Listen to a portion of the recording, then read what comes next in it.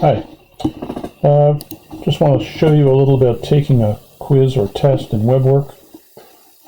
For that purpose, I'm going to use this little development course here. That will not be your course. Your teacher will give you the URL to get to your course. So to sign in, I use my Redford username, all lowercase letters, and my password, which is usually the last 6 digits of your Redford University ID number. Okay, you'll see the usual stuff over here, nothing of interest. You may or may not be assigned a final exam or other things here, but right now what we're interested in is this intro quiz test thing. You should see that. That's just a little made-up quiz that you can take just to find out what it's like to take a quiz in WeBWorK. So that's what we're going to use here. So I'm going to click on Take Intro Quiz Test, and there it is. There's the test. Right. There are a couple of things you should notice. First of all, there's a timer in the upper right-hand corner here. It counts down. This is a 10-minute quiz, and you can see I've got a little less than 10 minutes left there. Second, this page seems to have 2 problems on it, and there are links up here. Jump to page 1, which is where I am, and 2. If I jump to page 2, I'll see problems 3 and 4. And that's how you should navigate around here, is to use this jump to page stuff. Don't use your browser's back or forward buttons or anything like that. Also, don't close the browser.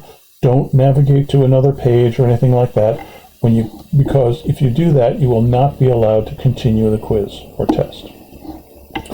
Okay, so let's answer a few questions here. Let's see, a survey of 1,000 adults in the U.S. found that 12% prefer to take their vacations during the winter months. What's the population? Blah, blah, blah. All U.S. adults.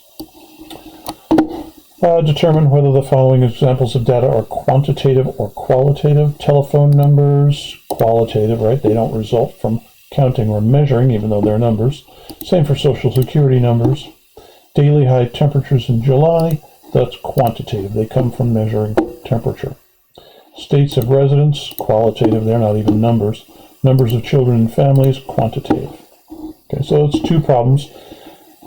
I'm ready to go on to the next page. Now, I do not want to make the mistake of clicking this grade test button, because once I do that, it's all over with. I can't change any problems. My test is graded, everything's recorded, and I'm out of luck. However, I can go to the next page. So I'm going to click 2 there to do that, and look at these questions. The problem has several parts. Consider this frequency distribution. What's the class width? Well, I just subtract one of these numbers from the next, so 17 minus 8, for example. 17 minus 8 is 9, so that's the class width. Is this for ungrouped or grouped data? Well, grouped, clearly. How many data points are in this set? 732. Of course, that's not correct. I could add up the frequencies if I wanted the right answer, but I want to put in a wrong answer here. Let's see, true or false, the median is the measure of central tendency most likely to be affected by an outlier. No, you use the median exactly because it's hardly affected by outliers, so I want to choose false there. Okay, now I'm done with this, but if I wanted to go back and reconsider an answer to an earlier problem, I could use this jump to page link, go to an old problem, right, say number 1, and I could change my answer if I wanted to. Right? Okay. I can do that as long as I have time. If you allow this timer to count down to 0 before you click grade test, your test won't count. Your answers won't be recorded and your test won't count. Before this timer is done, you must click grade test. Don't click it early. Do click it before time is up. I'm going to do that now, grade test.